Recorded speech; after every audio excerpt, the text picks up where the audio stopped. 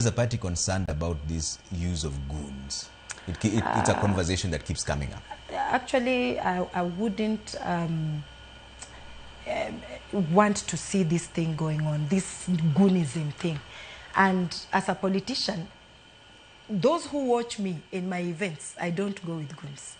I just walk in a function. Because in my mind, I'm like, I'm home. You know, if you get used to having goons around you, some of them even manipulate you, that there is a danger somewhere, or they start a war, so you can believe that without them, you cannot campaign. These are sons and daughters that we know. If they lack something, it is our obligation to make them busy. Maybe look around and see, can we employ them? Where can we unlock to get them jobs? What can we do?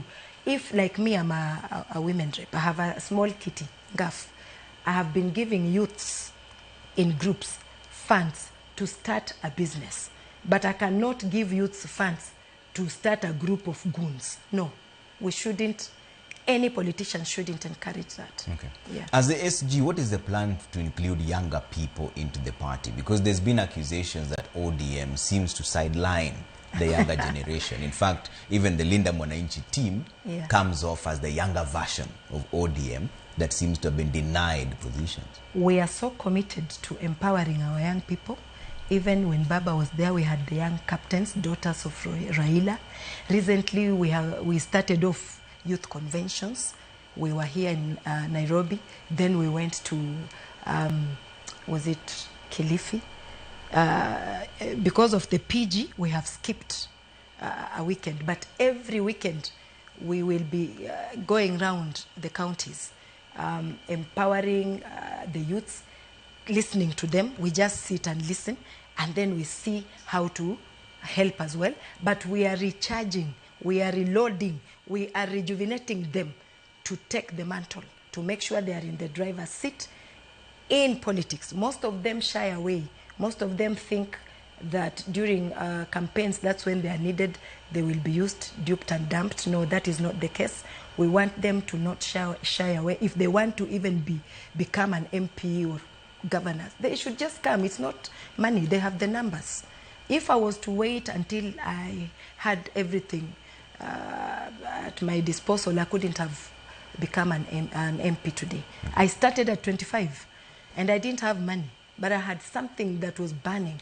I wanted to support the vulnerable in the community, because I was an orphan whose mother was thrown out of her matrimonial property. It disturbed me. All of us, young people, you have to become part of a solution in your situation. From there, you become now somebody who everybody looks upon as a leader. So I think many have been duped by thinking that if you do not have money, big vehicles, a mansion, then you can't step out and say that you can do something for your community. Mm-hmm. So I want to urge all the young people not to imagine that they must be millionaires to vie for any seat here. Are you guaranteeing the young aspirants that ODM will carry out free and fair nominations? In fact, it will be a deliberate step to profile some young people so that they are brought up. Even if they don't make it, but we'll make sure that those who went all the way to the ballot get some appointments. It's a must. The Constitution demands as well. And Baba is the same Constitution that we keep singing. So we cannot let down Baba. Even if he left us, we must do something to the youths. Okay. Apart from youths, the women and people living with disability, it's just a must. Okay. So I'm calling upon all of them to rise and challenge themselves. Yeah. ODM is demanding 12 billion shillings from the government, and James